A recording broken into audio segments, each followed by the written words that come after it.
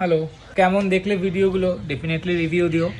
আর তোমরা অনেকেই আমার থেকে জানতে চেয়েছো যে এই যে আমরা গঙ্গাসাগর গেলাম কিভাবে যাব বা টোটাল কত কি খরচপাতি হয়েছে। অ্যাকচুয়ালি খরচটা টোটালটাই ডিপেন্ড করছে তোমাদের উপর, বিকজ অফ তোমরা কিভাবে খরচ করবে, কিভাবে থাকবে। তাও আমি যদি বলো গাইড করতে, আমি বলে দিচ্ছি গঙ্গাসাগরে কিন্তু একটাই রুট, মানে যাতায়াতের কিন্তু একটাই রুট মানে বলতে গেলে নামখানা হয়েই যেতে হয়, নামখানা বা কাকদ্বীপ হয়েই যেতে হয়, ডায়মন্ড হারবার হয়েও যাওয়া যায়, বাট মানে এই সব এরিয়ায় মানে অন্য কোনো আর রুট নেই, ঠিক আছে।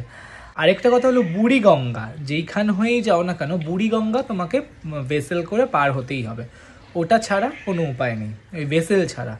সো যদি বলো আমি যাদবপুর থেকে গেছি, আমাদের টোটাল খরচ হয়েছিল 1000 টাকা, আরও কমে হয়ে যায়, আমরা একটু লাক্সারিভাবে ছিলাম বা খাওয়া দাওয়াটা একটু মন মতো করেছি বলেই আমাদের কিন্তু খরচটা বেশি হয়েছে। ট্রেনের ভাড়া এমন কিছু না, 25 টাকা। ট্রেনে গেলে তোমরা যাদবপুর বা শিয়ালদা থেকে নামখানা লোকালে গেলে ওখান থেকে তোমাদের 25 টাকা নেয়, 25 টাকা তোমার ট্রেনের ভাড়া। তোমাদের একটা কথা বলবো, নামখানা না নেমে কিন্তু কাকদ্বীপ নেমো, কারণ নামখানা থেকে কিন্তু ভেসেল খুব ডিপেন্ড করে, মানে অনেক সময় জোয়ার ভাটার কম বেশি থাকে, তাহলে কিন্তু ভেসেলের পেতে সমস্যা হয়। তো তাই বলবো তোমরা কাকদ্বীপে নেমো। তো কাকদ্বীপ থেকে 20 টাকা করে টোটো ভাড়া, সেটা হলো তোমার ভেসেলের ঘাট অবধি। ভেসেলের ঘাটে গেলে ভেসেলের ঘাট থেকে 9 টাকা তোমার ভেসেল ভাড়া, 9 টাকায় ভেসেল করে ওই পারে পৌঁছালো। তারপরে একটা বিরাট ফ্যাক্ট বলি, সেটা হলো গাড়িতে 1400-1500 টাকা করে নেয়। তোমরা মনে করো বাসে যাবে, ওখান থেকে বাসেও যেতে পারো, তবে আমরা গাড়ি ভাড়া করেছিলাম এবং টাচুট একটা এত ভালো লোক পেয়েছিলাম, ভদ্রলোক, উনি ওনার সাথে কন্ট্যাক্ট হয়ে গেছিলো। অ্যাকচুয়ালি অনেকে না গিয়ে মানে দিনের দিন ফেরে, ঠিক আছে, তো সেই জন্য কী করে অনেকে মানে ওখানে ওরকমভাবেই গাড়ির লোকগুলো বলে যে ডাবল নিয়ে যাব, এরকম 1800-1900 এরকম করে বলে। আমাদের বাজেটটা যেহেতু কম ছিল, 1800-1900 মানে বুঝতেই পারছো প্রচুর। বাসে যাব না, কারণ বাসে গেলে হোটেলের সামনে নামায় না, বাস স্ট্যান্ডে নেমে, বাস বা অটোও আছে কিন্তু 50 টাকা করে নেয় অটো ভাড়াটা জানি, বাস ভাড়াটা জানি না, তো 50 টাকা করে নেয় বাস স্ট্যান্ড থেকেই অটো। তোমরা যদি বাস স্ট্যান্ডে গিয়ে ম্যাজিক কারগুলোর ওখান থেকে যদি তোমরা বুক করো তবে কিন্তু একটু কম, যদি একদম ঘাটের সামনে থেকে করো তবে কিন্তু অনেকটাই বেশি। বাস স্ট্যান্ডে থেকে আমরা করেছিলাম, যেটা নিয়েছিল 1400 টাকা আপ ডাউন, ঠিক আছে, এবং ডিস্টেন্স কিন্তু ভালোই, কারণ 45 মিনিটস থেকে 1 আওয়ার্সের মতো লাগে গঙ্গাসাগরের যে মেন জায়গাটায় পৌঁছাতে, ঠিক আছে। আর আমাদের হোটেল নিয়েছিল, হোটেলটা স্টার্ট করেছিল 800 দিয়ে, আমরা বার্গেনিং করে ওটাকে 600-তে নামিয়েছি, ভালোই ছিল, অসুবিধার কিচ্ছু ছিল না। আমাদের 600 মানে ধরো এক একটা রুমে 2 জন করে 300 করে ডিভাইড হয়ে যাচ্ছে। এটা কিন্তু আমি বলছি আজকে গিয়ে কালকে ফেরার ব্যাপার, এটা মানে থাকার কিন্তু বলছি না আমি। এখন যদি তোমরা 2-3 দিন থাকো ডেফিনেটলি টাকা তো বেশি খরচ হবে, কারণ হোটেলে ভাড়া, খাওয়া দাওয়া।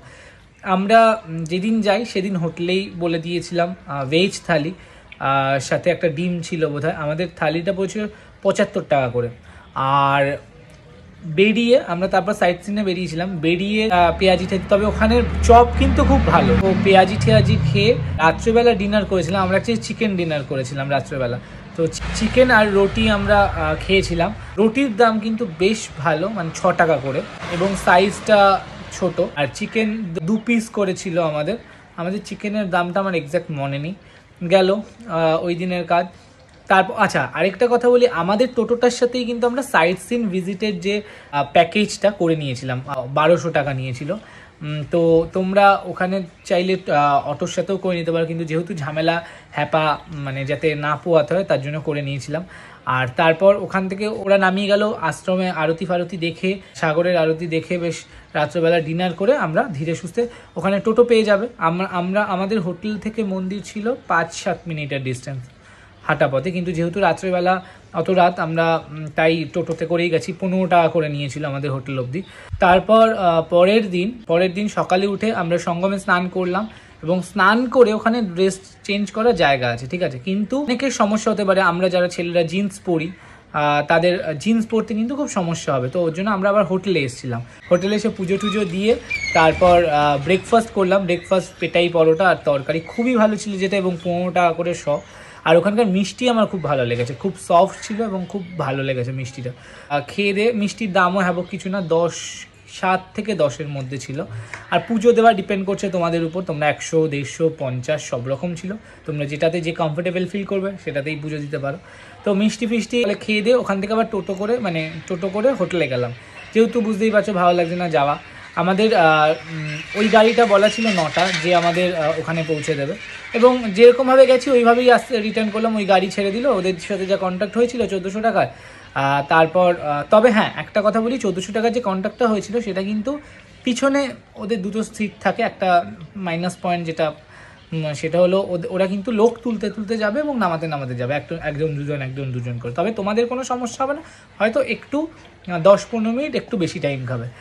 ফেরারটা হলো সেই সেম প্রসেসেই, ওখান থেকে গাড়ি নামিয়ে দিল, তারপর 9 টাকা ভেসেলের পর টোটোতে করে স্টেশন। তবে আসার সময় আমাদের একটু সমস্যা হয়েছিল কি, ট্রেনের গন্ডগোল। এরকম যদি কারো ট্রেনের গন্ডগোল হয় কোনো ঘাবড়াবে না, ওখান থেকে 1 ঘন্টা 45 মিনিট থেকে 1 ঘন্টা ডায়মন্ড হারবারে চলে আসলে প্রচুর ট্রেন পাবে, মানে অঢেল ট্রেন যেটাকে বলে, এবং টাইমও কম লাগবে মেবি। তো কারণ অনেক সময় নামখানাতে গন্ডগোল হতেই পারে, আর নামখানাতে ট্রেন মিস হয়, অনেক গন্ডগোল হতে পারে, কিন্তু ডায়মন্ড হারবারে 8 ঘন্টা ছাড়াই কিন্তু ট্রেন থাকে। এবং আমাদের টোটাল 1000-এর মতো খরচ পড়েছিল, কেননা আমরা একটু ভালোভাবে ছিলাম। ওর থেকেও প্রচুর কম হোটেল আছে, গেস্ট হাউস আছে, আশ্রম আছে, বড় কথা আশ্রম আছে, তোমরা যদি চাও সেখানেও থাকতে পারো।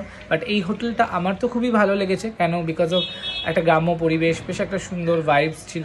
তবে এটা ঠিক যে কোথায় কি ঘুরতে যাবে না যাবে, কত কি খরচ করবে, সেটা সম্পূর্ণ ডিপেন্ড করছে তোমার উপর। তুমি কিভাবে চাইছো খরচ করতে, তুমি কেমনভাবে থাকতে চাইছো, খাওয়া দাওয়া করতে চাইছো, সেটা সবটাই তোমার উপর ডিপেন্ড করছে। সো আমাদের 1000 টাকা বলে লেগেছে বলে তোমাদেরও যে 1000 টাকা লাগবে তার কিন্তু কোনো ব্যাপার নেই, ডিপেন্ড করছে সবটাই তোমার। তোমরা 300 টাকাতেও ঘুরতে পারো, 500 টাকাতেও ঘুরে আসতে পারো, সেটা ডিপেন্ড করছে তোমার উপর। সো আমরা একটু ভালোভাবে ছিলাম বলে ওর জন্য আমাদের একটু বেশি খরচ হয়েছে। তো যাই হোক, চলো একটু রেস্ট নিই, কারণ বুঝতেই পারছো 2 দিন রাত জাগা প্রায়, কারণ ভোরে উঠতে হয়েছে আজকেও খুব সকালে। তো রেস্ট নিই, এবার একটু রেস্ট করবো। জাস্ট এসে ফ্রেশ হয়ে লাঞ্চ করে ভাবলাম এই ভিডিওটা বানিয়ে নিই, তাহলে আপলোড করা যাবে। ওখানে যখন আমি ছিলাম অনেকেই জানতে চেয়েছো যে কত কি খরচ হয়েছে, অনেকে আমাকে পার্সোনালি টেক্সট করেছো, বাট সকলকে সরি, আমি সকলের রিপ্লাই দিতে পারিনি, কারণ আমার এক্সামের একটা টেনশন ছিল মাথার মধ্যে, তারপর ঘোরার একটা ব্যাপার ছিল। আমি ওর জন্য প্রপার ভিডিও বানিয়ে দিচ্ছি যাতে সকলের দেখে সুবিধা হয়, এবং এই ভিডিওটা থেকেই যাবে ডেফিনেটলি। এইভাবেই তোমরা ঘোরো, যারা যেতে চাইছো, অনেকে যাবে বলেছো, তাদের জন্য বেসিক্যালি এই ভিডিওটা, বা যারা পরবর্তীকালে যাবে তারাও এই ভিডিওটা দেখে নিশ্চয়ই হেল্পফুল হবে। তো চলো এবার একটু শুই, অ্যান্ড দেন কালকে থেকে আবার পরীক্ষার প্রস্তুতি শুরু, প্র্যাকটিক্যাল করতে হবে। তো টাটা, কমেন্ট করে জানিও কেমন লাগলো, আর এইভাবে সাপোর্ট করো। Love you all, tata.